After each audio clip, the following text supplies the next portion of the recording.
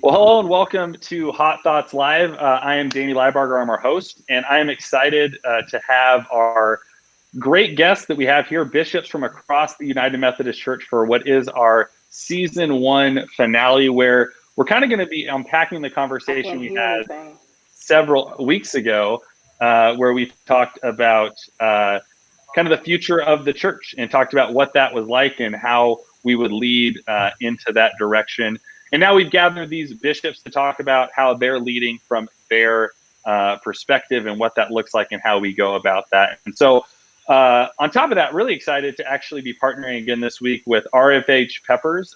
So they have some of my sauces up here, local Webster Grove pepper company, not far from my house. And I'm actually recording from inside Hot Sauce Works in St. Charles on Main Street. An amazing sauce collection just opened up. They were gracious to let us use their space. So I hope you check that out. And then we have the Public Art Company in St. Charles. They're actually recording this for us. And that's why the recording quality looks so much better than it normally does for me. And so I'm excited to have this happen, to have us be here to get this all kicked off. And so with that, we're going to dive in. And before we dive in, I know you guys, but maybe our guests don't know you. And maybe if you're a part of a different denomination, you don't even know what a bishop is, right? And so I thought what we would do is just dive into introductions, get a chance for our guests to get to know you. And then Bishop Farr, I'll have you introduce yourself first, but if you would you also explain what a bishop is before you introduce yourself so people know what the heck that is? Well, it might have been better to have gone with Grant. Somebody's done it a while. So. Well, maybe you can all take a crack at it. I'll give you a shot at it. I won't give you my airplane explanation when people ask me there.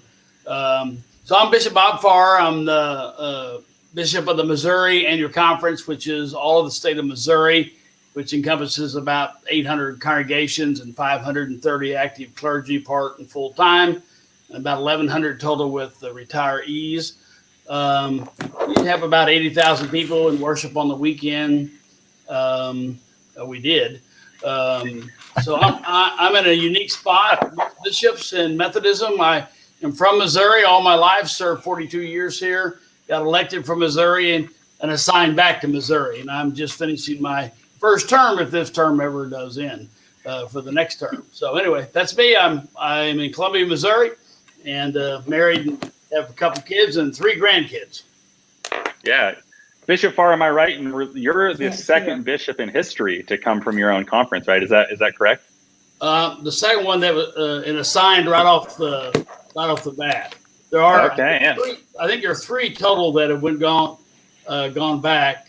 It's an odd tradition in South Central jurisdiction, but in the other jurisdiction, going home somewhere during their 10 years not uncommon. It's very uncommon in the South Central jurisdiction. And the uncommon part is being elected and going immediately back home the very first term. That's the uniqueness of it. So Grant's probably home too. I don't know. So. Yeah. Well, perfect. Thank you for that. Bishop Hagiya, would you introduce yourself? And if you have anything to add to being a bishop, add it for us. I think you're lucky if you don't know what a bishop is or does. So consider yourself blessed. I'm Grant Hagiya from California Pacific Annual Conference. We incorporate all of Southern California, including San Diego. But we also have Hawaii, Guam, and Saipan. And before you say, oh, what a tough assignment to have Hawaii, I want you to know that there's a quarantine right now for 14 days. If you go to Hawaii, you can't get out for 14 days. Oh, that's too bad. Darn. Yeah, let me feel bad. So I haven't been able to go over for the last since the stay-at-home order. So that's I'm about 3/4 of the size of Bob's annual conference. Yeah. Now, I didn't really describe what a bishop does. Grant, you can probably do that. Cynthia and Tracy, you follow that. Yeah. I tell people I'm in supervision. Okay. I am Tracy Smith Malone. I am the resident bishop of the East Ohio Conference. And just for you to get an idea of where that is in Ohio, my residence is actually about 50 miles south of Cleveland. And so I've been serving here since 2016, and my conference spread to the borders of West Virginia and also Western Pennsylvania. Yeah. All right. Bishop Malone, you spoke at my seminary graduation, actually. You were quite wonderful. Well, thank you. All right, Bishop Harvey, would you bring us home with kind of who you are, and if there's anything for our guests to know about a bishop, tell us what it is. Okay, I'm Bishop Cynthia Fierro Harvey. I'm the resident bishop in Louisiana, which is the state of Louisiana, and it's about 500 churches, about that many clergy, and right now we're one of those epicenters of the South as far as COVID is concerned. So we live in that world. As far as what a bishop does, technically, I think the discipline says that we're responsible for the spiritual and temporal duties of the church. Basically, we, if you think about what we do, first of all, people think we have a whole lot more authority than we really do. So we appoint, we ordain, and we have the authority to convene. Those are the three main things that we do. We can gather up people, we could ordain people, and we appoint people. And so, but there's so much more to this work that since 2012, when I was elected, I never imagined this is what a bishop did, and every day is different. Right. And today being a bishop is different than it was in 2012. And I'm sure it's different for Tracy and for Bob and for Grant as well. So every day's an adventure, and we just seem to field whatever comes our way. And we're HR specialists. Right now we're epidemiologists. Right. We are justice carriers of justice, and so we do. That kind of sounds like a superhero, right? Like carriers of justice, but we're not. We really do a lot, and the privilege that we get to do is walk alongside amazing people on the journey of faith. Yeah. Yes. That was a really good way to put it. I appreciate that. And you said you ordain. I've never had 4 bishops in a room. Do you guys want to just ordain me really quick? I'm not quite there. We could just make it happen while we have 4 of you. He's not quite there. He's not quite there. That we do have the authority to do. I'm close. That's between you and your own bishop, Danny. Right. You noticed everybody jumped but me. So I did notice that. Well, hey, so what we're going to do is we're going to dive in the way that we always do, which is with the opportunity to dive into really, I think, compelling conversation, but also dive into some significantly spicy sauces. And so I tell you guys, I tell all of our guests to build your own spice pyramid, your own spice mountain, whatever you feel comfortable going with. And so before we dive into our first question, I just quickly want to introduce whatever you're putting on your first thing. And I actually... I did not bring wings. I've had them for 10 weeks. And so I brought shrimp this week from my house. I cooked it. I was tired of chicken wings. But for me, I'm going to be using this signature sauce from, again, local RFH peppers, just not far from my home. Really delicious. Goes great on eggs. I love it. Not spicy at all. But Bishop Farr, what are you using? Well, the first thing I'd have to confess is I don't do spice. When I think of spice, I think of honey mustard or something like that. Or when I do wings, my favorite sauce is ranch. So I had to kind of work at this a little bit. My son lives in St. Charles and goes and gets stuff where you're at. And so he's helped me a little bit. So I went to Buffalo Wild Wing. My first sauce is a sweet barbecue, and that's about as stiff as I get. But I have a little ladder here I'll climb, and I'll get up to where Cynthia will start and and go forward. So I'm not a spice guy, never has been. I don't really do spice, and it doesn't like me too well. So it's a mutual agreement. So my first will be a sweet barbecue. Well, I appreciate you, despite your aversion to spice, diving in with us and embracing the gimmick. And so I appreciate you doing that. I don't think I paid too much attention until we were in, and I have it. And then realized when we were actually talking about hot sauce things. So. Well, I hook him in with the topic, and then I use the hot sauce in secondary. So actually, it was my son. It was my son who lives around from your church said, Dad, you do know they're talking about real spices from a spice store. And that's when I first realized, oh, this wasn't what I was thinking. So anyway, here I am. So yeah, Bishop Hagiya, what do you have for your first sauce? Well, I'm similar to Bob. I had a bad college experience with a Mexican spice that I've never recovered from. So Okay. I'm with. I love guacamole. So All right. I've relied on my second daughter, who's really into hot stuff, to help me through this. And my last one is where she would start. yeah, So that's the realist. But that's where I'm at. Hot, regular dip, and then I've got chips because I love chips. I think it's great. Less messy. Bishop Malone, what do you have? Well, what don't I have? I have about 7 different sauces here. I love that. But my first one I have here is a chile habanero. I love spice. Woo. Oh man, you're going to be keeping up with me. Oh, Yes, man. and I have some wings here, so I am just ready to dig in. I love this. I'm all about this. Bishop Harvey, what are you rocking for our first sauce? Okay, well, my Mexican comes all out on this one. The first one is not really a sauce; it's a homemade pico de gallo. All right. That's my first one, and it is, by the way, what I did was I started with the least spicy all the way to the most spicy. So, Bob, you are correct. This would set you on fire, but it's not that bad. Yeah, I knew that. Right. I've been with you before, and you tell me something is mild, it's not mild to me. All right. I don't trust her deal. So. That is funny. So why don't we do this? So why don't you dip, eat, put whatever you want. When you take your bite, I'll read the question. And so Bishop Farr, why don't you kick us off? And I'll start explaining the question while you guys take a bite.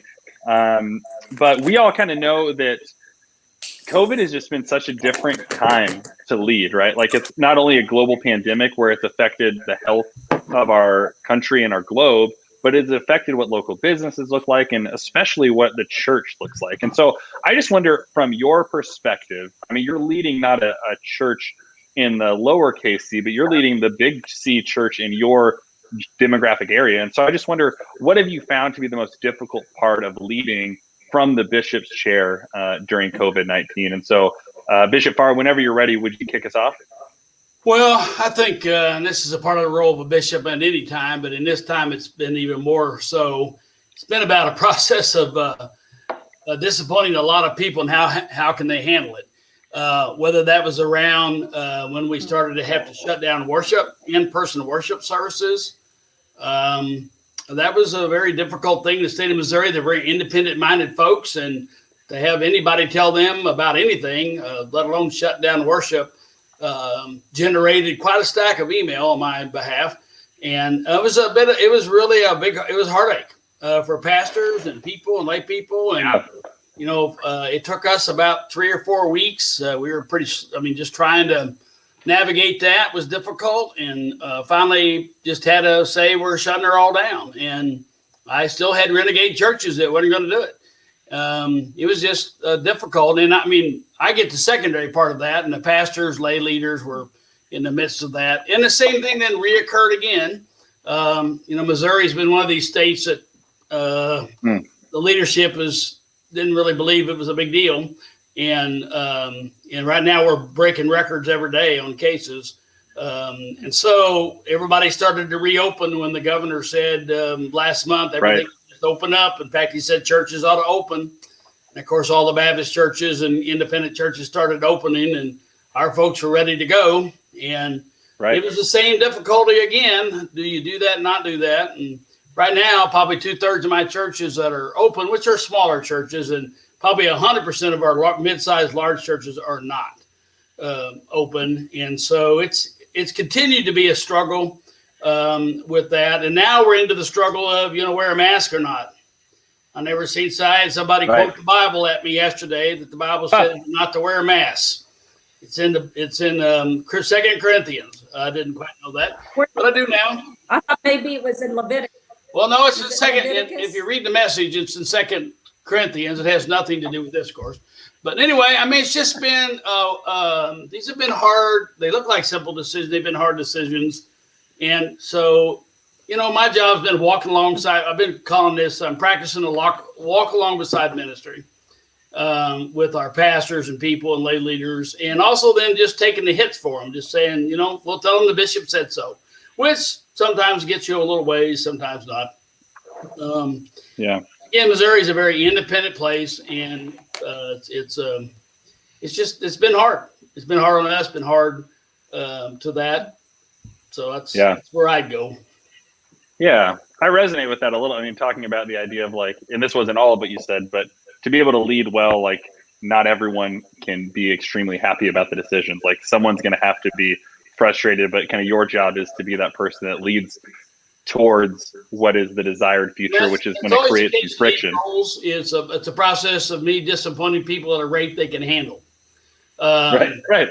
That rates varies on different people, so it's right. And because I'm home, I know these folks, and so it's been an interesting journey. But it is what it is. So you do what you do. Yeah. What about you, Bishop Hagiya? For you, as you're kind of leading through this, what has been the most difficult thing for you to kind of leverage in your leadership? I know the West Coast I'm originally from the West Coast, and so I know it's a different like monster out there in the way that culture works and the church works. And so what has it been like for you kind of out there leading the church from where you're at? Well, I think we're in very similar situation as many of you all are, and that is that our numbers was spiking.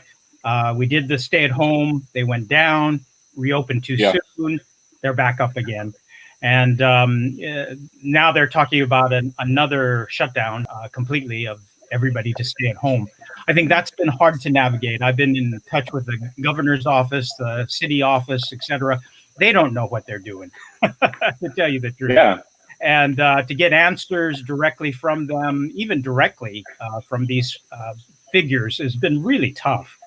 They will dance around a lot of the direct questions and say, we'll get back to you, and nobody ever gets back to you. So I think it's been hard to navigate working with state, county, and city authorities, although they're doing the best they can. I'm not trying to say that it's been a negative experience. It's just tough because you can't do anything without their final okay. We haven't reopened. We shut down immediately all of our churches. Nothing's been reopened. And what we're saying now to folks is to try to keep their morale and their understanding up is, see, it's a good thing we didn't allow reopening. We had all the protocols ready for them to follow, but then we said, no, I'm sorry, you can't do that right now. So just keep those ready, and when the time comes, you'll be able to do that. But yeah, and you get, as Bishop Farr says, you get those that are very unhappy with that, and you just deal with that in terms of what is the primary value. Primary value, do no harm from Wesley. Safety, that's right. A really high norm for us. I mean, we have our own annual conference norms, and for the first time, safety has entered into that level. And I think if you follow your values, no one can argue with those, because I keep repeating that again and again. Yeah. Yeah. So, Bishop Malone, I'd love you to answer this question as well and talk about even just in terms of, I mean, I know things like starting churches, ordaining pastors, holding annual conference is like so different, right? And so when you think about leading in this context, like what for you has been really, really difficult? Yes, this is a very good question, and I can resonate with what my colleagues have already said, but just knowing that there is no handbook for this. And no guidelines, there's no playbook, and just really having to take every situation. We did, as others have done, as far as developing policies and guidelines for churches, to provide some guidance for them as Ohio began to reopen, to do it safely and to kind of phase it in, but trying to shift all of our learning and meetings, clergy session, annual conference to virtual platforms has been the most challenging. And of course, we thought by pushing our annual conference out to September, the end of September, that we might be in a position where we can still meet, but just practice some physical distancing. So we had made all of the arrangements and rearranged our site and so forth. And still we discovered that it's not going to happen. And so just trying to get everyone to understand that, and with all of the anxiety around it. But I can say that I am so pleased that the laity, the clergy, my staff here in East Ohio, people have been so on board. You always have your outliers, you know, for some people to think that this is a hoax, this is a conspiracy. But for the most part, people get it and they understand that we have to do things differently. But my biggest challenge has been is every time our governor said something, or every time a news release come out, is trying to discern when to speak and when to just let things just be. Some people want you always speaking, you know, always want to know what you think about this and how are we going to lead through this. Does this change anything that we've already decided on? So just using good judgment and discernment of how much is too much. So still leading and guiding, but at the same time too empowering local church leadership and empowering the clergy, working with the lay leadership, that we've given you guidelines and we're trusting you with these core values of loving your neighbor, doing no harm. You meet as a team and you discern together, you know, when it's time for your church, you know, to reopen and what that looks like. You know what your county health guidelines are. You know what the state guidelines are. You have our guidelines. Now you use some good judgment. So part of my leadership has been helping them to exercise their own sense of agency while exercising good judgment. But again, the most difficult part is shifting everything and knowing that it's going to be a long-term shift and having to rethink even for staff, you know, what their roles and responsibilities look like, everyone having to adapt. But again, like I said, I am just so thankful to God that for the most part, the laity, the clergy, my conference staff, people have really moved through this and have navigated this time of crises and anxiety very well. And we're doing it together, moving together, and not trying to get ahead of each other, but just trusting God, trusting each other as we live into this new reality that we're in.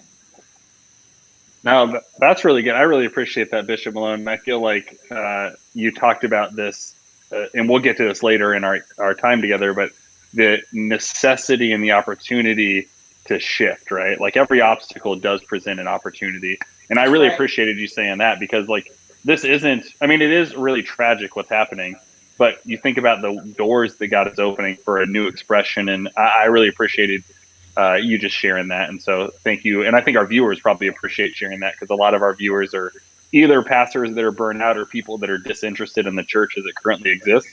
And I think what you had to say is a gospel-centric word to exactly that. And so I appreciate you sharing that. Amen. Bishop Harvey, what do you have for us? As you think about what's difficult, you're in the South, is Louisiana the South? I don't know. Is it the South? I feel like it's got to be the South, right? So when I moved to Missouri from Portland, I thought Missouri was the South. I was quickly corrected that that's not true. They told me that very quickly. That wasn't true. But for you, kind of in your context, your demographic, what you're leading, the church, the scope, what has been really difficult for you to kind of navigate and lead through? Well, I share what's already been said. I'm a little like Bishop Farr, and these are people that, you know, it's my inalienable right to not wear a mask or to worship when we tell him not to worship. So we have that. And certainly, like Bishop Malone, we created some great guidelines with some great people so that, but at some point, people have to make their own decisions based on that. So I think that's also been one of the difficult things, is that at some point, the local church and the local church leadership has to take agency in their decision making. So that's because when things are turned upside down and in chaos, people look to the leader for all the answers. And I've never led in a pandemic. I don't have the answers. Right. So that's also, people look to us like, well, what do you want us to do? Well, what do you think you ought to do in your particular context? So I think Right. there's been some of that. I think too that every day this changes. So you might make one decision a week ago that just becomes absolutely an incorrect decision today. And so I think that's also been that's just been an outgrowth, I think, of this whole COVID thing, is that we don't know. I mean, things change every day, and so we have to be nimble and flexible. And I will say that our pastors have done an amazing job. I'd like Bishop Farr. Most of our churches are still, online, and some that were online after this last outbreak they had gone in person, and after this last outbreak, they've gone back to online. But they're taking pictures of the congregation, so if somebody's COVID positive, they can call everybody around them. I mean, they've just done everything right, and I know that's exhausting when you're having to learn something new every day about how to respond to this. I recognize that is really, really exhausting. So you all became televangelists overnight. You had, some people didn't know where the button was to go live on Facebook, and now they're technical geniuses in all of this. So, the learning curve, I think it's hard on us. And I can only imagine how hard it is with the boot on the ground. But I will say that I have a pastor that worked for the CDC. And one comment she made that it's just kind of resonated with me, and everybody said, well, they changed their mind. They said this yesterday, and today they say this. And she said, the work of places like the CDC and these people that do research is every day they learn something new. And so the next, they have to use that information to make a decision today. So every day that they learn something new, they make a different decision. So it's not like we're changing our mind. It's not like we say, okay, well, we said that yesterday, we didn't mean it. It's that today we've learned something new, and therefore we take that into tomorrow. And I think that has a lot of resonance for me about how I'm trying to lead and what I think our pastors are trying to do. What we learned yesterday, we're going to take into tomorrow, and the next day, it may not be the right thing. So, and I've said to pastors, it's okay to say we're going back. It's okay to say we're going to dial this back, because as Bishop Hagiya said, our primary, our first rule is to do no harm. And then we've got to be a good neighbor. We have had a governor that's, not everybody agrees, but I believe he's done a great job in reminding us every day that we've got to be a good neighbor. And part of being a good neighbor means, wear a mask, wash your hands, social distance, all of those things. But, we're also a big college town. So, that plays into this. And, but I think the hardest thing is that no 2 days have been the same, I don't think. And you're having to, it's like a dance. You take one step forward, you take another step back. So it's just been an interesting learning experience. Yeah. Well, you quickly alluded to the kind of, in a little different words, but the opportunity of kind of creating new things and leading into the future, and kind of taking what you have and running with it, right? Like I love that idea of take the information we have today and do something about it that affects tomorrow, right? That means we're adaptive, we're changing, and we're trying really hard to create a church that is compelling to people, not just a part of our tribe, but that are uninterested, disinterested in church. And so I really love what you had to say, and that'll actually connect to our next question. It's like, I didn't even pay you to make that segue for me, but you helped make a really good segue for me. And so, but before we go into that question, we'll go into our next sauce. And so I gotta feel around real quick, but I have, it is actually named after a Hawaiian volcano, and I always mess it up, but it's the Kilauea. I don't know. It's something, but it's spicy. It's really good. It's like, I've heard it's about 2 million Scovilles, which is really hot, but it is not, it is also really tasty. So that's what I'm rocking with. Bishop Farr, what do you got for number 2? Do you have ketchup or ranch, or what are you rocking with for number 2? I want to watch you have to get so hot you have to go to the restroom. Somebody told me you've had that problem. I want to see you have one. I have left in the middle of an episode before. That is an actual fact. I have left. Well, that's what somebody told me. So, I don't want to hear about that. I'm taking a big bold step forward, and I'm going to have a honey barbecue. So I'm going. So I'm from Kansas City originally, so I'm pretty big on barbecue stuff. So I've got a honey barbecue. So that's my gentle step up the hill a little bit. Awesome, I love it, Bishop Hagiya. What are you moving from to the next one? This is the next step that my daughter concocted. So it's a pico de gallo, and she said it's not bad. So okay, all right. Bishop Malone, I mean, you're rocking with me. You're rolling hard with the process. So what do you got on number 2? It's hard to decide. I'm just like, oh man, I think I'm gonna go with the Tapatio salsa picante hot sauce. All right, I dig it. I can get with that. Bishop Harvey, what do you have? I'm going with what is a standard, Paces, picante sauce, New York City. You remember that commercial? So that is Paces. All right. Perfect. Well, so what we'll do is, and just so you know, we got someone that said honey barbecue can be spicy. I would agree with that. It can definitely be spicy. Well, it is a little spicy. And I would let anyone watching know that we want your comments. And so if you hop over to the banner on the bottom, which is facebook.com/JaneyLibarger/live, you can make sure your comments are seen in this as well, though we're getting a lot. And so we appreciate you doing that. But sometimes they don't show up on some of the shares. And so if you hop over to my page, JaneyLibarger/live, you'll be able to see your comments in the stream. But so here's the question that I think Bishop Harvey really well alluded to, which is things are shifting. Things are going crazy. Can you guys still hear me? My camera went out, but sorry. So things are kind of shifting. Things are going different. And so I wonder for you and where you're at, what has been the most, wrong one. How do you see the spiritual landscape kind of shifting in our world? And so I see that in obstacles and opportunities and things arising, but what do you see shifting? And then if you could speak to it, and I don't want to gas myself up too much, but Hot Thoughts was an opportunity in the spiritual landscape that came to create a way to have conversations like this. And so in your own ministry context, in your own annual conference, whatever it is, how do you see the landscape shifting, and where have you seen maybe cool things happening within your own context? And so Bishop Farr, we'll start with you.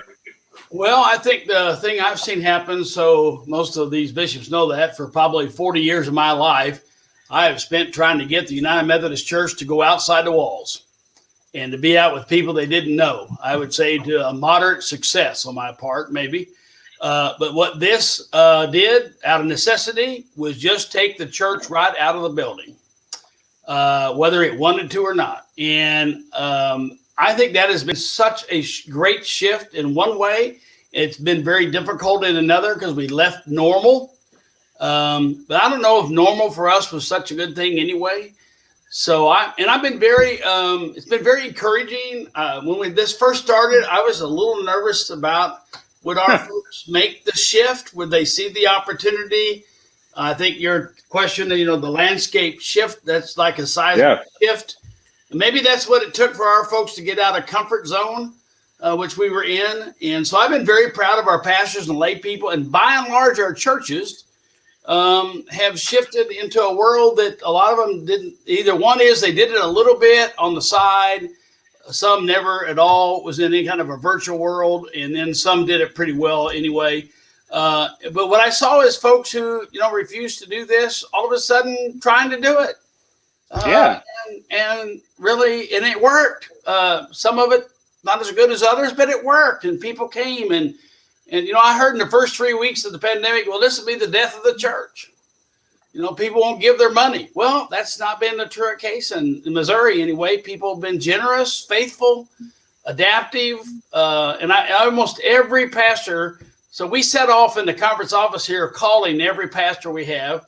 Our DSs put them in clusters and called. We called all of our retired pastors, which, by the way, we'd never done. That was a great spiritual moment, listening to their stories. We should have been doing it. So I think it's caused us to do some things kind of old style and new style that we hadn't been doing that really revealed some opportunity and some new spiritual moments in people's lives. And I think churches have had that same experience, the new stuff and even the old stuff. I had to get on the phone and call people up that we hadn't seen in a while, connection somehow. And suddenly the church but every time I called a pastor, here's what I heard: big, small, middle. They said, you know what? There are people online watching us that have never done this before. We're seeing more people. There are 48 drive-up movie theaters in the state of Missouri still, and about 20 of them got rented by our churches. They did drive-up movies. That's awesome. And it was great. And they said, there are people here we've never seen. I'm thinking, we couldn't manufacture that. I mean, I just think God does. I don't think God causes pandemics. I think pandemics happen, and God shows us that he walks in his presence and look for God in this. And I think people have. I've been very encouraged by people's ability to adapt and find these new spiritual moments in their life. Now, what's it look like in 3 more months? I think one of the bishops, maybe it was Bishop Harvey, said there's a weariness in people's eyes when every day you're learning a new thing. Right. And there's a weariness, and I found myself saying this, man, I just want it to go back to normal. I say that, and then part of my brain and spiritual soul says, no, I don't. Normal wasn't working for us Methodists anyway. I want to go back some, but I'd like to keep some of the non-normal where we've learned some new things and met some new people and exercised some spiritual muscles we haven't exercised in a while. So no, that's really good. As one of your pastors, I would affirm that normal wasn't working, but I would say what I would affirm about also what you said is this idea that, like, and you didn't say this explicitly, but like we almost went simultaneously more ancient and more digital in the same way. Like we were more ancient and like we went like, what did Jesus do? He gathered around tables with people and he shared meals. We did that. We had to do that. And then we created like 4K cameras that made it so you could come around people across the globe. And somehow we became more ancient and more modern all at the same time. And I think I have written more cards than I ever have. And I've done more Zoom meetings than I care to think about. I hadn't thought about it. It's ancient and modern all together. And we left the middle, which is hard for Methodists because we're pretty much middle folks. So it's been, on one side, it's been exciting. It's been hard. It's been weariness. But there is a spiritual opportunity here that's presenting itself for us to lean into. Yeah. How about you, Bishop Hagiya, when you think about kind of the shifting of the landscape opportunities that sit in that, like, what kind of pops into your mind in your context? To requote Andy Crouch, is this going to be a storm? Is this going to be a season? Is this going to be an epic? And I'm counting on an epic. I'm counting on something very dramatic happening worldwide. Already we're seeing the seeds of this in terms of secular people looking at faith issues. And they're not going to come to church. And so if we make the switch, it's maybe even finding what the new iteration from church is. I just remind you, the local church didn't exist prior to the 1900s. About 1920, local churches began to take root in the Methodist system, and they grew proportionately when clergy married and became educated. So they had roots. But that wasn't our great growth. Our great growth was in the circuits, in class and band meetings, in the societies. And what I'm hoping for is an eclipse of the local church to something I don't even have a conception of now, but what we're going to be forced to look into. And that would be the dramatic shift that I see next, or hopefully will come next, is away from 4 walls into a new iteration of what it means to be a Methodist, a United Methodist in this sense, what it means to meet the needs of a spiritually hungry world. And I know that that's sounds a little lofty, but Wesley had that same understanding to spread scriptural holiness across the land. And for him, holiness was just love. Our compassion, our sense of justice, our sense of who we are, I think speaks volumes to people looking and having the spiritual hunger. So I'm hoping for a dramatic shift, not just going back to the way it was. If we do that, we're dead. We have to make adaptation. Yep. So I wonder, I don't want to dive too deep, but when you say a big shift, Bishop Hagiya, what do you if you could unpack that just a little more? I mean, I think my parishioners, your annual all of our folks, even those disinterested in the church, would be interested to know, what do you think that looks like? Yeah, I think it's away from specific localities like local church, and as Bob started this with getting out into the world and getting out, and now we have the means to do this technologically. So away from a confined setting, although that could be a staging area, which is in the discipline also. Local church is a strategic base on which we outreach to the world. I'm looking at something dramatic happening in terms of our structure that puts that world in touch with who we are. And that could come in many different forms. And we've got to keep innovating. We've got to keep experimenting, innovating, and trying to find the formula that's going to replace what we've had. Cool. Yeah, no, that's really good. I appreciate you just expanding a little more on that. Bishop Malone, when you think about kind of spiritual landscape opportunities in the world, what do you have? Yes, I have truly witnessed a spiritual awakening. I would dare even go as far to say a revival. With our church buildings closing in March, what we saw and what we continue to see is that literally the church has left the buildings. Right. The church has a whole different concept and idea of what it means to be church. I am finding that even in some of my smaller systems where they thought they didn't even have the capacity to do things differently and creatively, are innovating in ways that are so amazing and reaching new people, young people, worshiping and doing drive-in worship, Bible studies, and even having conversations like these. They have found so many creative ways to still share the gospel, to still be in ministry with the poor. Because what I also have discovered, and you talk about spiritual landscape, I think that during this whole COVID epidemic, is that we are for the first time, I believe, seeing come into the forefront the disparities that exist in our communities of color, particularly around the health disparities. When we see the numbers, of people of color who are suffering and dying from COVID in more drastic numbers than others. You see the disparities in the educational system, schools having to go virtual and not even having the resources to be able to go virtual for those children staying at home. And I see the church, at least here in East Ohio, who are very much aware of that, and they're finding different ways to be in collaboration and in ministry partnership with the schools and with the clinics, and even churches setting up testing in their parking lots. So I have just witnessed, when I say a reawakening of the church, I have seen it with my own eyes, and I do believe that there is no going back.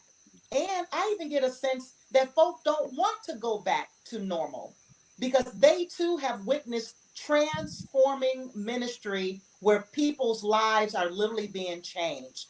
And so the spiritual landscape, this is an opportunity.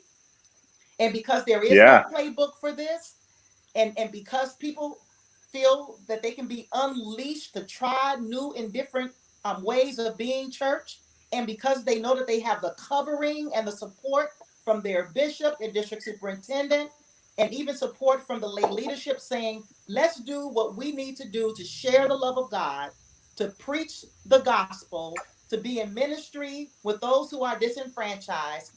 And then I Come need to on say now. this too.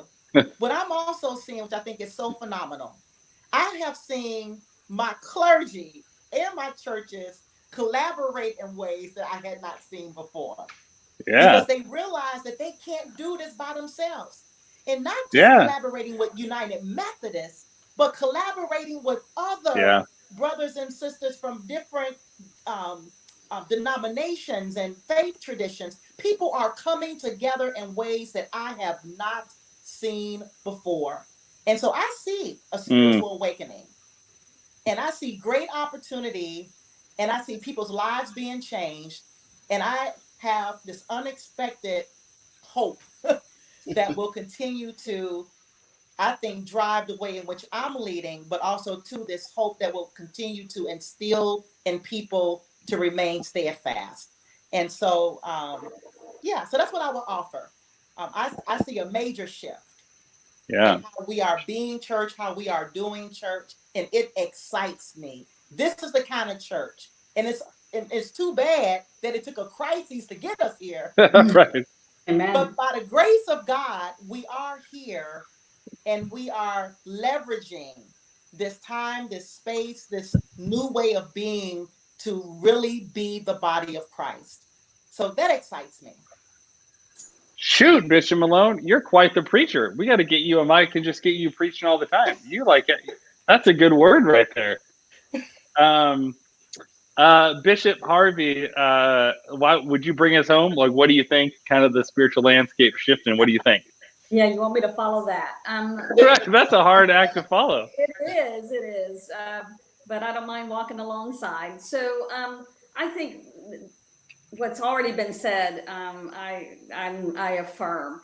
I will say just a little bit more about what this time has done is given permission, so much permission to try new things.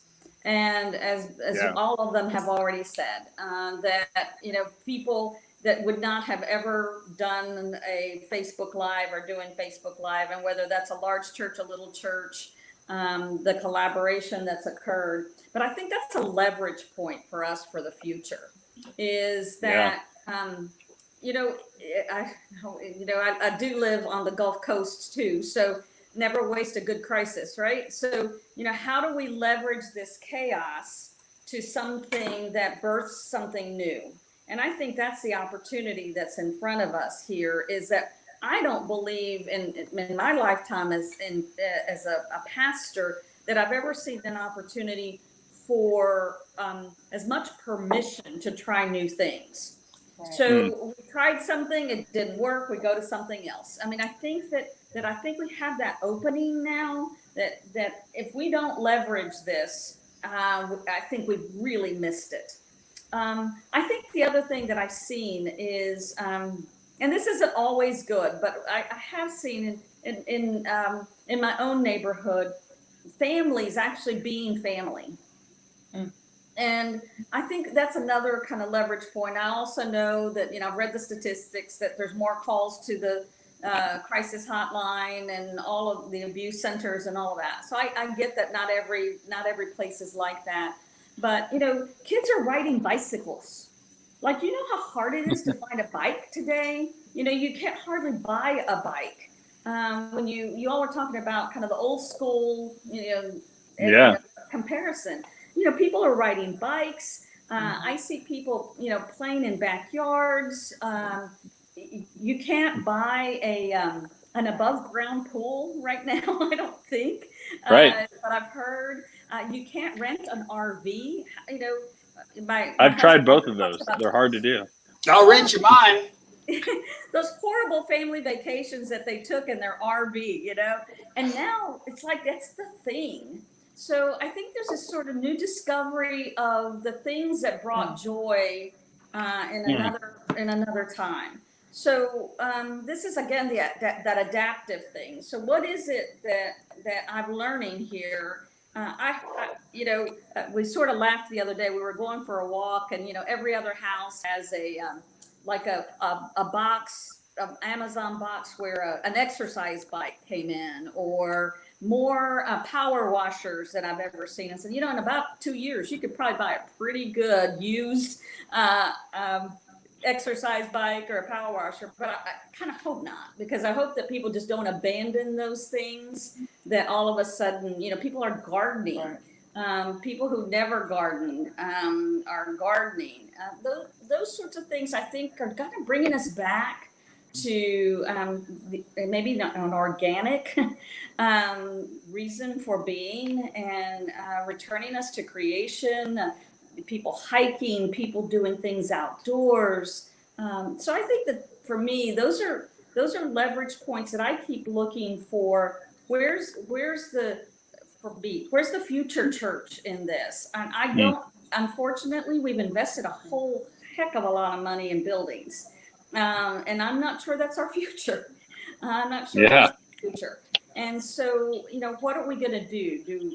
What about these schools that have to go into smaller classrooms? Some of our buildings sit there for 5 days during the week.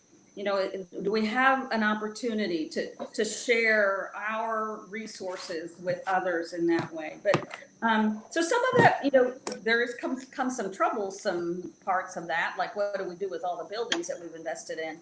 But I think it's a new way of looking at our resources, and a new way of returning to those things that maybe bring us some pretty just down to earth joy. Every day I check my tomato plant. I still don't have tomatoes. But every morning that's what I do. I go check to see if I get, just one little tomato is all I need to make me feel good about this. But I've never grown tomato plants. But all of a sudden, that is something that I can do. I was at home long enough to water a tomato plant. So, but those are the things I think that I gain some hope in seeing families doing family things, and us returning to just, movie theaters, preaching outdoors. Yeah. Man, we lost some of that somewhere along the way. I just hope that we're not so quick to go back to something and lose some of this. Yeah. No, that's good.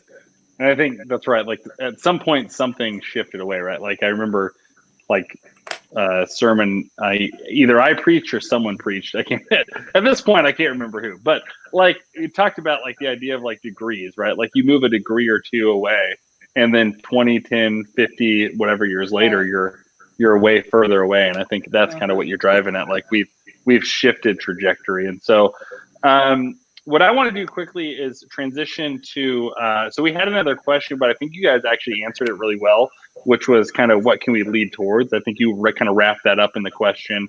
And so I really appreciated that. And so I want to dive just kind of into our audience questions. And so quickly, I'll say, if you have a question, drop it in the comments. But if you're seeing your comments not show up, or you're wondering about that, hop over to Hot Thoughts, the community group, to facebook.com/JaneyLiebarger/live. That will guarantee that they show up in the comments. But the first question I have is this. It's from Steve Jones, which is a Missouri guy. And so he said, as we're seeing practical and spiritual shifts away from the need to do conferences at all levels in person, will that have implications on the new normal? And so maybe for this one, so we can take as many as we can, make it maybe a minute answer, but maybe we'll reverse it. Bishop Harvey, we'll start with you. Just so how do you see the new normal in that? I miss the in-person, that's just part of who we are, is trying to build community. So I do miss that sort of in-person people contact. But I think this is offering a new way of us connecting. When else would I have been on a podcast with you, right? With my colleagues from all over the place. So I think this is becoming new normal. The implications of that, I think what I hope we don't lose is the sense of relationship and the sense of connection. So I think we're going to have to learn how to connect with people in different ways and be very, very intentional. I don't have family where I live, so I have had to be very intentional about setting dinner dates with my daughter, or getting together with my friends that live other places via a Zoom. So I think that those are the implications. We have to try a little harder. We have to be a bit more intentional about making those connections and navigating through the distance, but not being distant, but not distant, if that makes sense. Yeah. We don't have to be far apart. No, it's good. That's the question, but no, I appreciate that.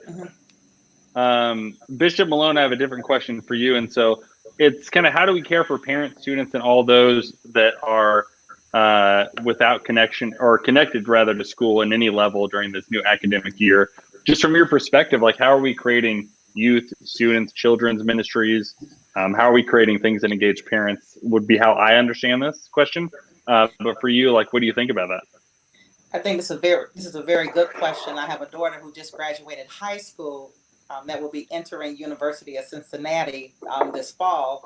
Okay, and of cool. course, even thinking as a parent, but also as a pastor and as a bishop, I would say the best way that we can care for the parents, students, and those is to find out what their needs are, not to make any assumptions about what is it that they need and how can the church be a partner in helping to address some of those.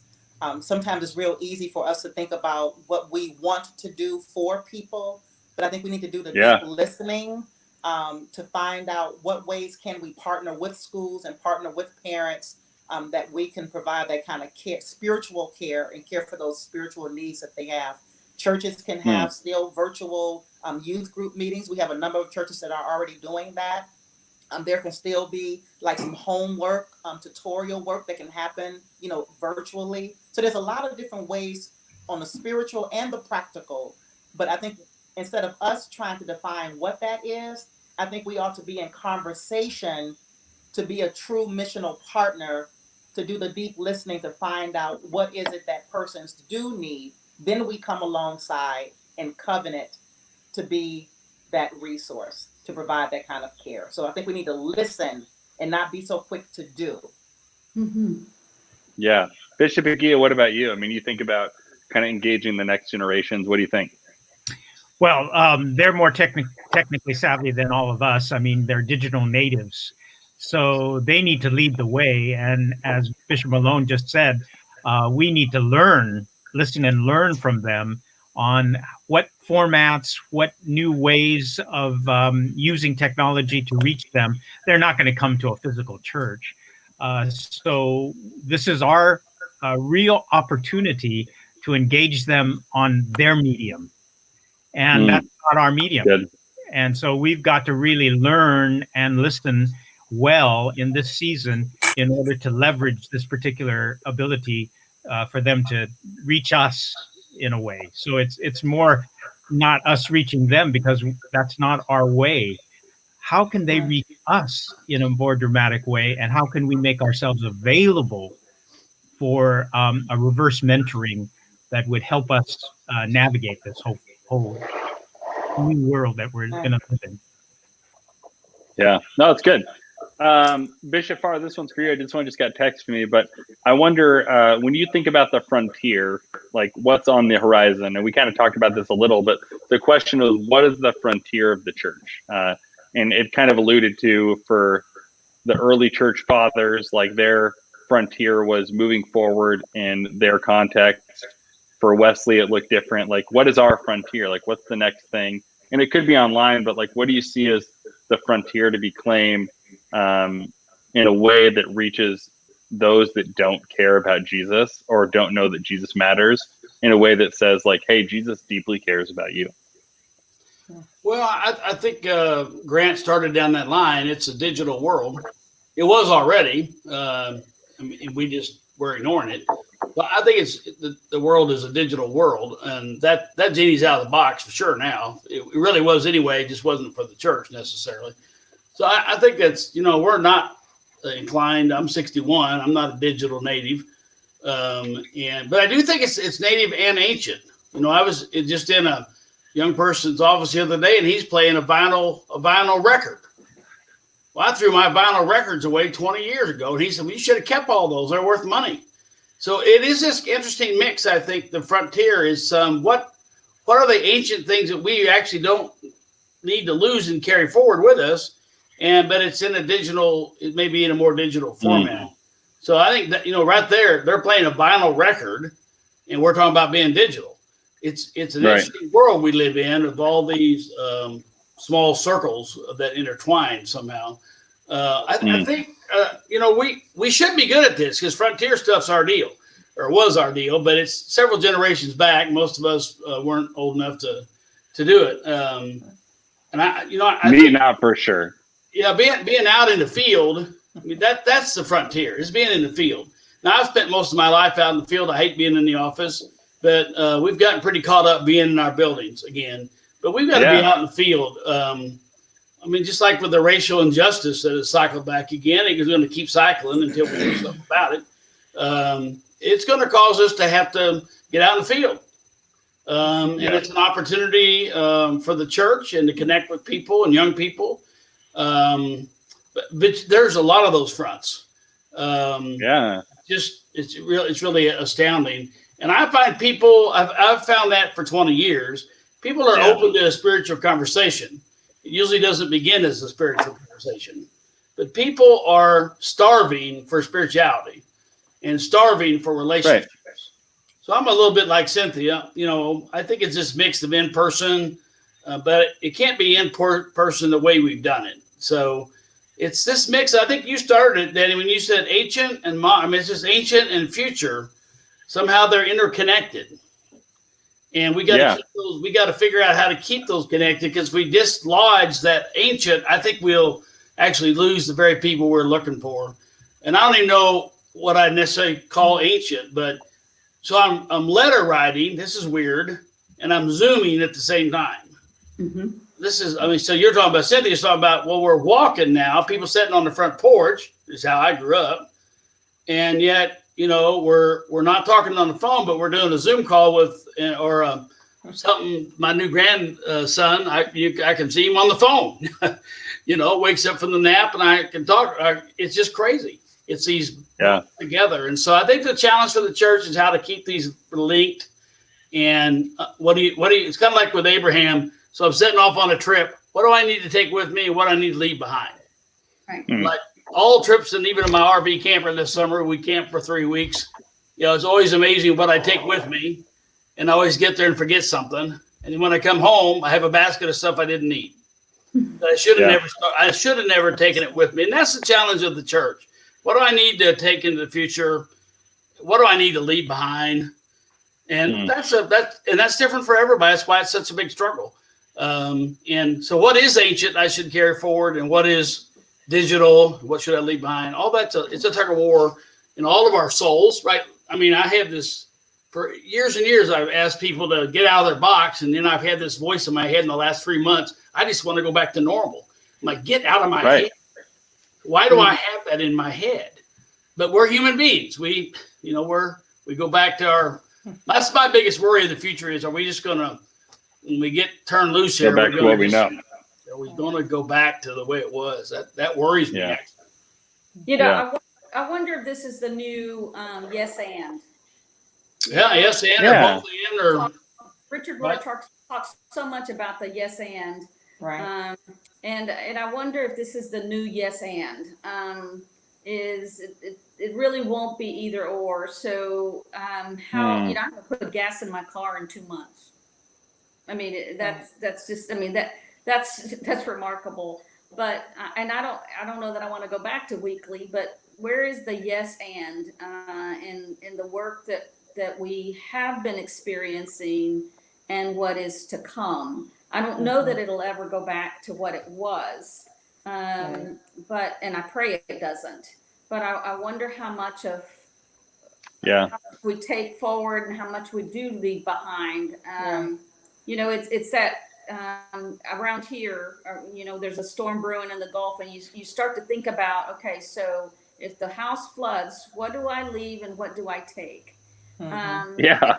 And you know, it's an urgent decision, but you know, I think that's we just start making that assessment now, perhaps, is start taking inventory, so that when we don't just grab everything, and that we decide what is it about this that we want to take forward, and what is it that we're willing to leave behind. I mean, we talk about being in we're in an unfrozen state, to borrow that kind of language. And so before we get frozen again, what do I want? That's right. And what really matters? Yeah. Like what's most important? Like what are our, like really even rethinking priorities? Right. Like, what do we value most? Yeah, I think values, priorities. I think that's. I think those are all conversations that I'd like to be having for our future church. I think this is the time to shape it. And so, what is it that I would want to take, and what is it that might have served me well, but I don't want to get to the future church and have left my vinyls behind, you know, my albums, and my beat, you know, I'm a big monkey. I was a Monkees fan. Hey, hey, with the Monkees. You think the Monkees are better than the Beatles? Well, in my generation, maybe, but I don't think so. That was because of Davy Jones. You know, I had the big poster in my room.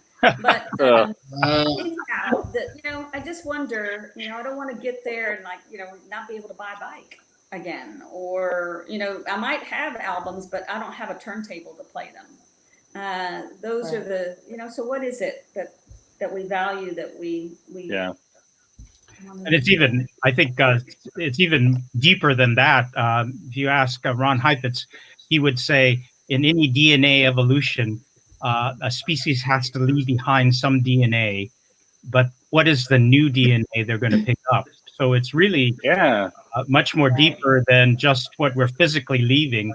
It's what qualities are we going to shape us, really evolutionarily, in order to be relevant to a new environment.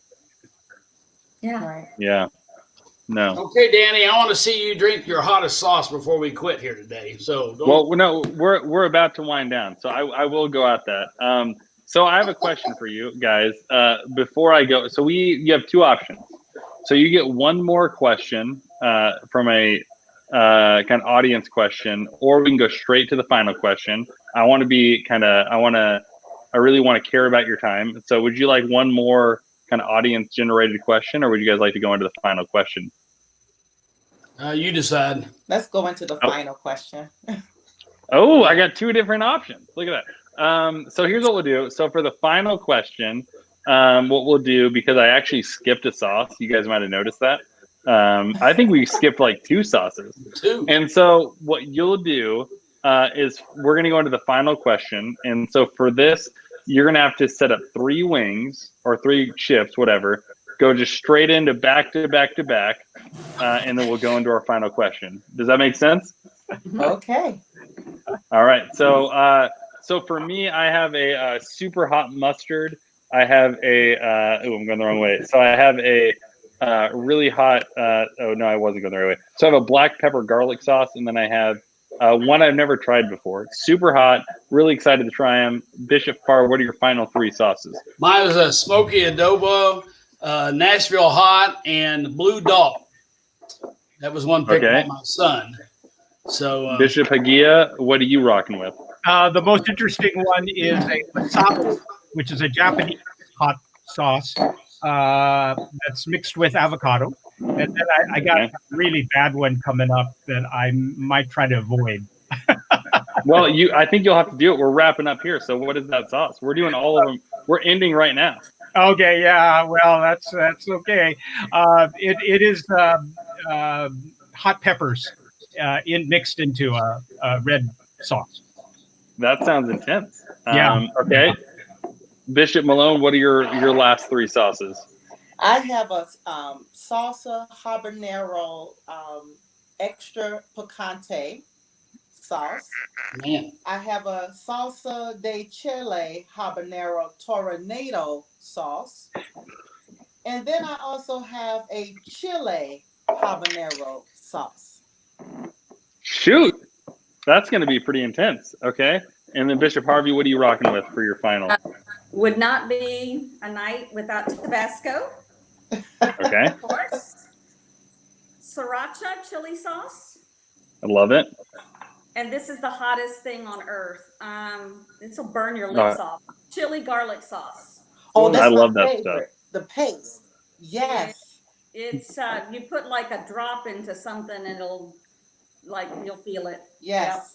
Yeah, I love that. So here's what I'm going to ask you to do. So you're going to just go three at a time. And so do one, eat it, one, eat it, one, eat it. While you're doing that, I'm going to ask the questions.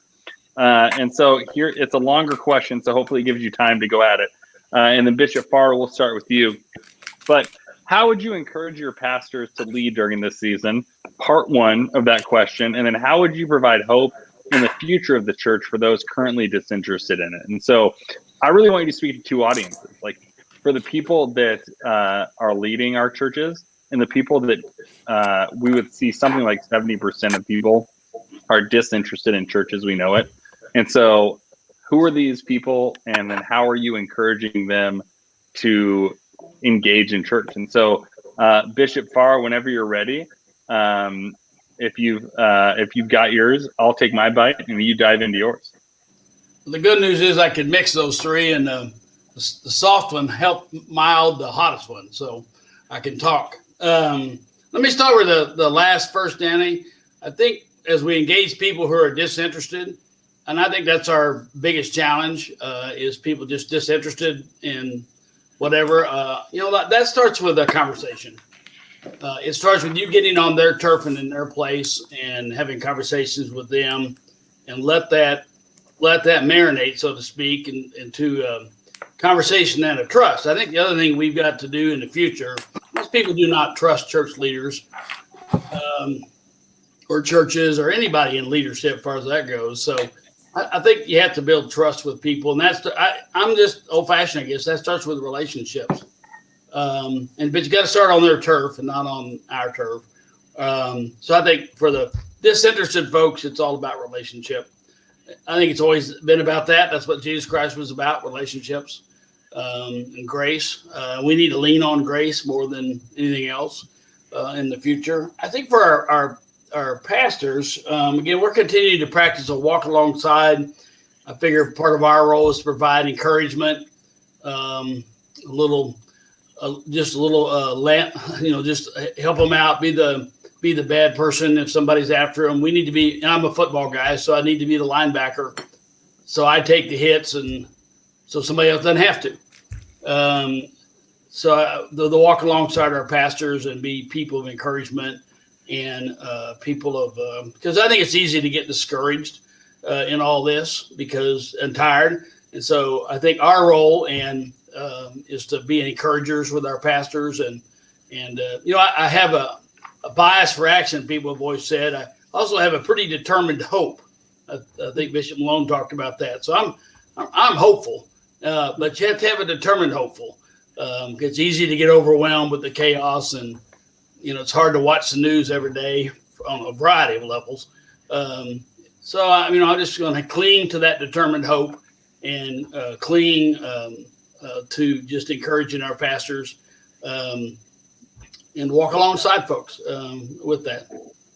Yeah, I love that. I want to thank my stunt double, Dustin Bryson, for standing in for me while I had to go cleanse my palate after that wing. And so that was the hottest thing I've ever had. So Bishop Hagiya, for you, what would you say, kind of encouragement as well as for those outside the church, how would you provide them hope? Well, at the risk of derailing your process, Daddy, our other bishops have this covered. I have this, I'm following the kind of comments. There's one question: with everything happening with the pandemic and the Black Lives Movement, Matters movements, and the delay of general conference, what do you see happening in general conference next year regarding the LGBTQIA issues? So let me respond to that one, and all my colleagues will click on that particular question. Well, I think that this is a great opportunity for us to be humbled. We've been preoccupied with our own navel gazing for the last 20, 30 years. This has shaken us up enough that we can't take things for granted. It's put in perspective our denominational issues, are and are not worth, as younger people tell me all the time, don't you realize that we don't care that you're fighting over these issues?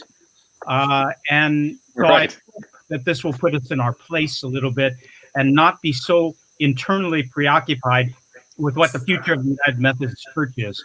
It's the future of humankind that's at stake.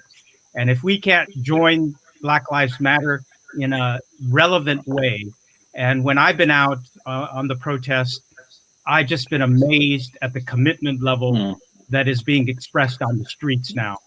And if we bring that same sense of commitment to a general conference, thinking not about ourselves, but about others, then all of these issues will take care of themselves, because there will be inclusion in a radical sense for everybody. And we've got to come to grips with that. It's a movement that's not going to go away, thank God, this time. And so I'm hoping that this will dramatically affect a general conference that's been postponed. And God probably had this planned. Not that the pandemic is planned out, but the fact that we needed to be shaken up and our hubris about the future put into proper perspective. Yeah. So, yeah. Thank you. Yeah. Well, Bishop, Hagiya, I appreciate you diving into that one. That was actually the question that I was going to throw out for our other one. And so I would say, just for Bishop Malone, Bishop Harvey, Bishop Farr, at the end, if you want to come back and say anything, feel free to answer either question, which was the one you see on the screen, which was kind of, how do you encourage pastors? How do you encourage those interested in the church for the hope? But also, with everything happening in the Black Lives Matter movement, with General Conference being delayed and all of the LGBTQI issues, how do you see that moving forward? And so I would say, if you want to dive into either one, please do. I want to let you choose that. And so, Bishop Malone, you're next. And so what are your thoughts? Well, I will dive in because I see the intersectionality of these questions with that question. Yeah.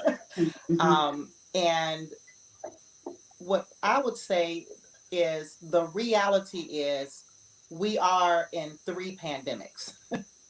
We're in the COVID pandemic, we're in the racism pandemic, and we are even in the pandemic in the life of the church, where there is great divide around the human sexuality, the LGBTQI, our brothers and sisters, our siblings in Christ.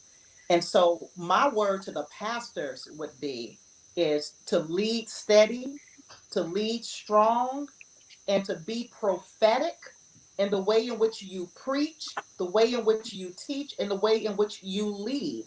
And if you are a believer that all of God's children are God's beloved children, if you believe that there are no box seats in the kingdom, if you believe that there is a place for everyone and at every level in this church, then that ought to be how you live, how you preach, and how you serve, so that people will see your witness being reflective of what you claim to believe. So, pastors, lead. Have the conversations. Don't be afraid to talk about race. Don't be afraid to talk about human sexuality. Don't be afraid to talk about the fear and the anxiety that everybody is experiencing as it relates to this COVID. Don't be afraid to speak into people who even see this as a hoax, for people to see the protests as fanatics. Speak, lead, be bold, be prophetic, and be steadfast in the Lord. And I would also say, for those who are disinterested in the church, I want you to know we hear you and we see you. And we're trying to be better. We're trying to be more relevant. We're trying to be more inclusive. So help us become who God is calling us to be. So my prayer is for pastors, for the sake of the future of the church, for the sake of the kingdom, for the sake of those who have a desire to belong to community, for a desire to know Christ, don't give up on the church. Don't give up on the people of God. We are always in the process of becoming who God is calling us to be. But I want our pastors to lead. This is a time where you need to be leading prophetically from the pulpit, whether it be virtual pulpit, whether it be the physical pulpit, whether it be in conversations, and not be afraid, to not fear.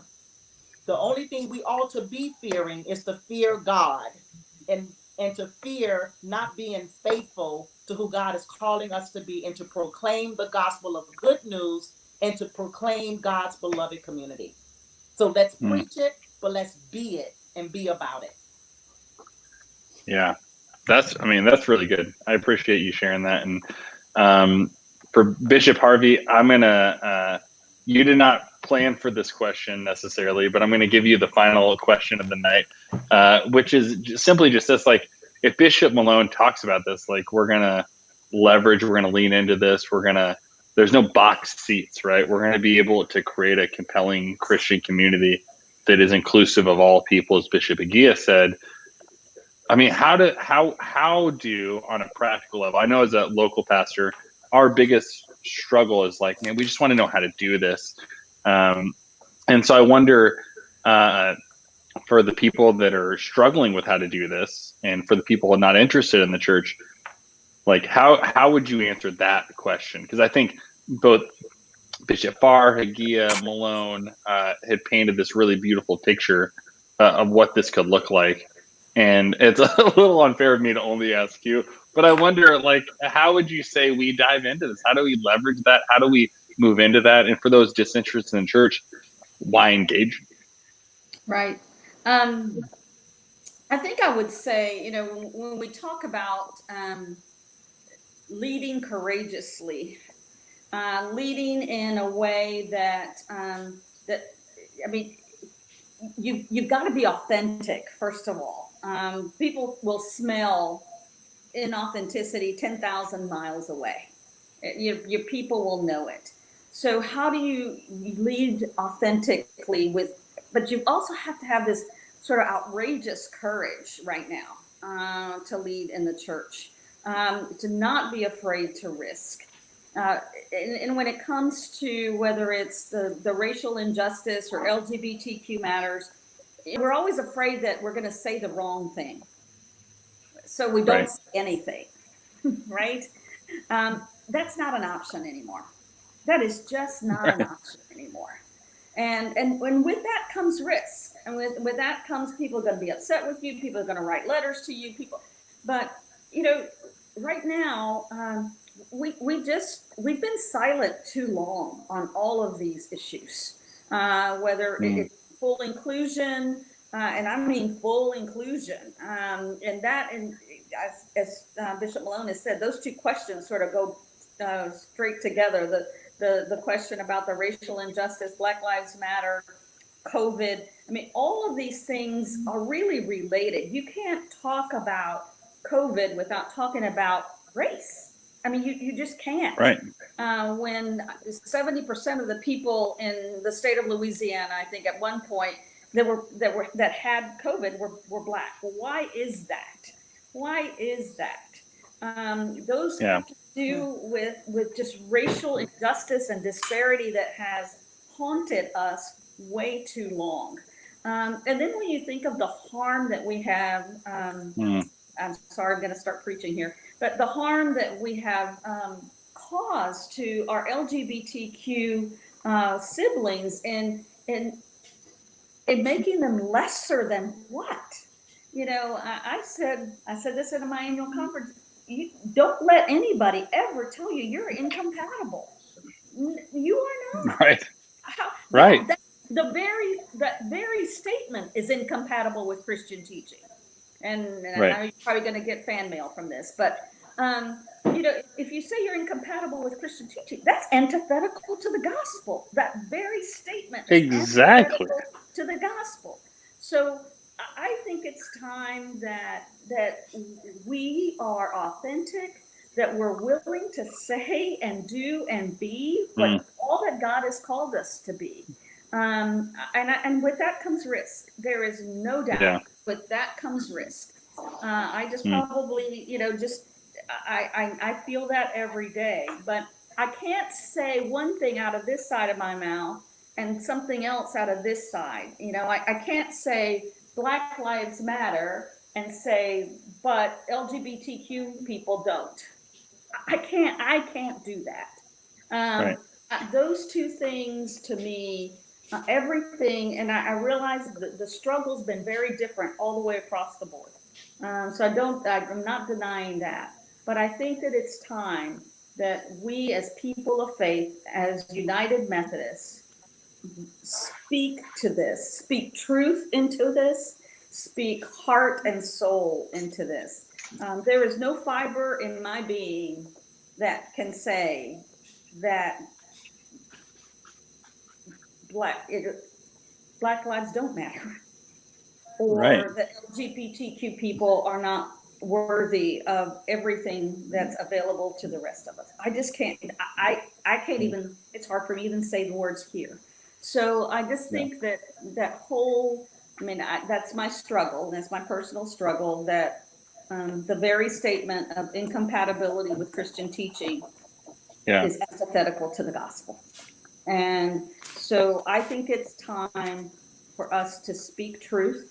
I think it's time for us, maybe it's a gift, the delay in the general conference perhaps gives us time to be truly authentic and be all that God has called us to be. Yeah. I think we've got the space and we've got the time, but it's going to take courage and it's going to take risk, and it's just going to take our voice. We've got a prophetic voice here.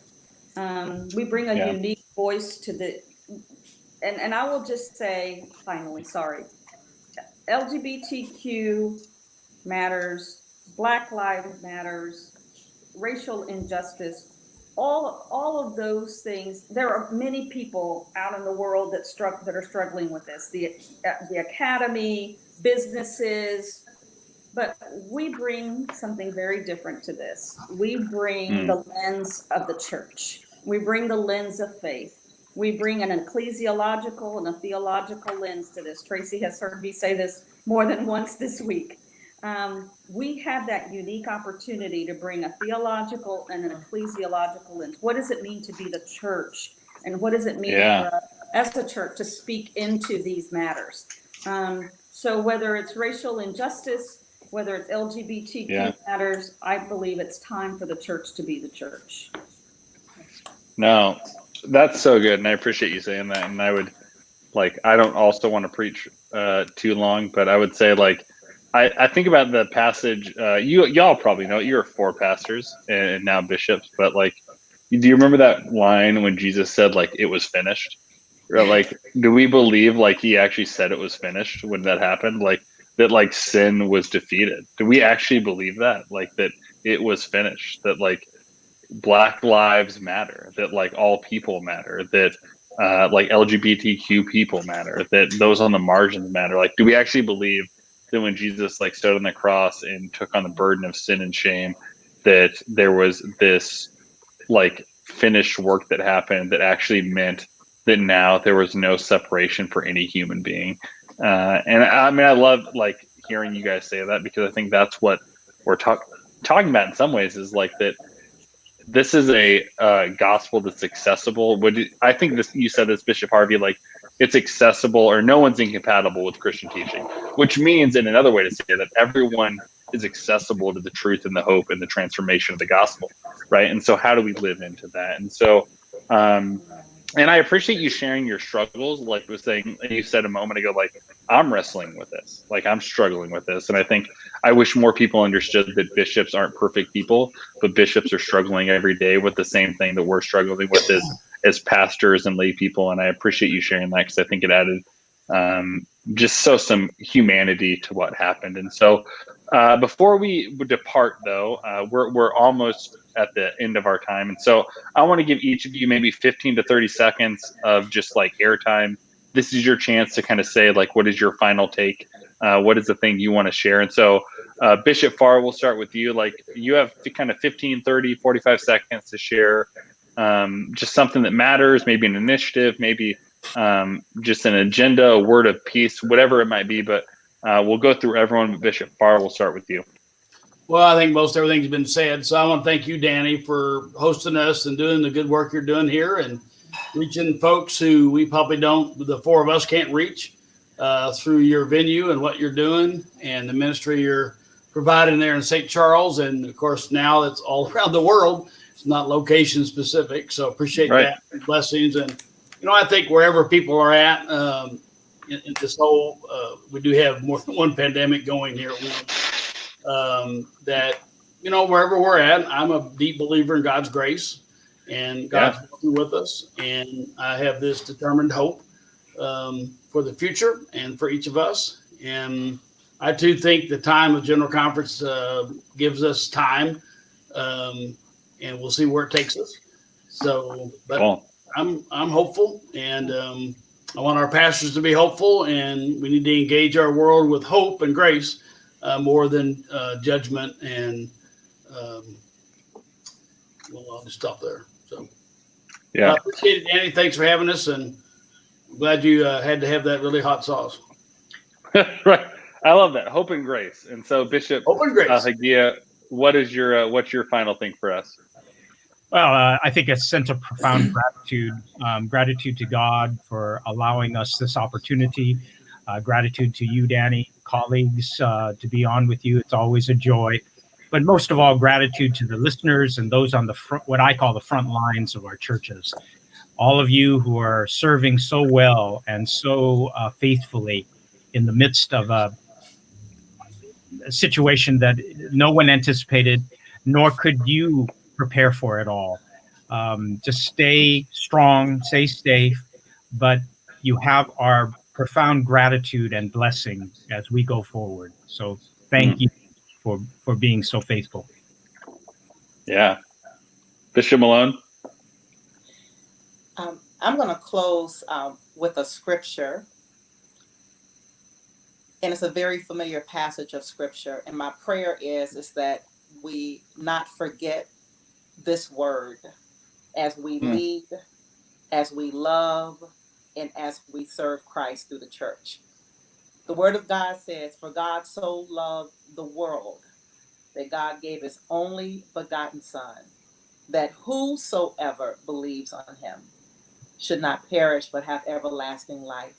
That he did not send his Son into the world to condemn the world, but so that the world might be saved through him." It doesn't say that God so loved the church, that God so loved the world. And my prayer is that we as witnesses and we as those who are joint heirs of Christ, as those who have been so deeply loved, that we as the body of Christ, that we embody that love and that we share that love with the world. Let us not give up on God. Let us not give up on people. Let us not give up on the church. Yeah, that's great. John 3:17, the least preached on verse in the Gospels, right there. Like we love John 3:16. We like almost never preach on John 3:17. So I appreciate you sharing that. And Bishop Harvey, what do you got for us to close us out, and then I'll take us home. I again, thank you for gathering us up. This is one of those gifts of a pandemic that we get to have conversations like this, and that gives me hope. It gives me hope that people will engage in these sorts of conversations and that will listen to four bishops, four human beings, four regular old people here, trying to offer what wisdom that we might have into these conversations. And like Tracy, I share a scripture that's been my guiding scripture now for a while, and that is from 2 Timothy. Give me a spirit not of fear, but of power, love, sound mind. And typically every morning I pray that as a prayer, and I add to it, give me a spirit not of fear, but of power and love and sound mind and courage and humility and patience and persistence and perseverance and whatever else I need that I don't even know that I need today. So that we go without fear. We go without fear. That we go in the spirit of love and power. I think that's a word that I've had to learn to live by and every day remind myself of, because some days are terrifying. Some days are truly terrifying. But I live out of no fear because of God's love for me. And so I pray that prayer for everyone else listening in, and give thanks for our pastors who are living every day on the boots on the ground. I give thanks, and our lay people as well. Yeah. Well, I want to thank you, just the four of you, for hanging out and sharing this. I'll ask you actually to stick around for just a little bit so we can chat a little bit afterwards, but I'm going to give a little bit of a rundown real quick. And so before we do that, I'm going to kick you guys out of the stream real quick. And before I do that, so I got them out. And so what I want to do now is just thank you for joining us, for tuning in for Hot Thoughts Season 1, for every moment during the last 11 weeks to tune in, to be a part of this, to join in, to tune in, to be a part of every single episode that we have had as a part of this. It has been so much fun. We've had amazing guests, from Shane Claiborne to Olu Brown, to these bishops, to Matt Miofsky, and to Rachel Billups, and so many people in between. So we're so excited to have them. And I just want to quickly bring out some folks that have really helped make this season possible, which are Dustin Bryson, which are my buddy Christopher and my buddy Andrew. And so Christopher, Dustin, Andrew, they have done a great work to make this happen. So Dustin over here, sorry, it's inverted for me. So he produced this, and so he's with Public Art Company, and he helped make tonight happen. So we're just so thankful for you, my brother, for doing this. We got Christopher over at Hot Sauce Works in St. Charles, gave us this amazing place to make this happen. So, man, we thank you for making this happen and for doing this. Then I got my brother Andrew. So you might have seen this over the last several weeks, new logos, new designs, new things. Andrew has done a really great job making all this happen. So we thank you, brother, for making this happen. And so this whole community has been really cool. We're just so thankful to have them. I hope that you'll tune in next season. We're going to kick off the first Thursday after Labor Day, but I'd ask you to keep an eye out for the Double Dip podcast, which is actually going to start next Thursday and go every Thursday between this season of live and the next live season. So follow. It's going to unpack all of the greatest kind of stories, meltdowns, everything from season 1. It'll be on Spotify, Apple, anywhere you get your podcast. So please follow that. So excited to have you with us. This has been a dream to get to do, to have these folks be with me as we unpack this. And man, we're just so excited to do this, and we cannot wait to see you again when we kick back season 2 of this, and to see you for episode 1 of the Double Dip. And so we'll see you guys again next week.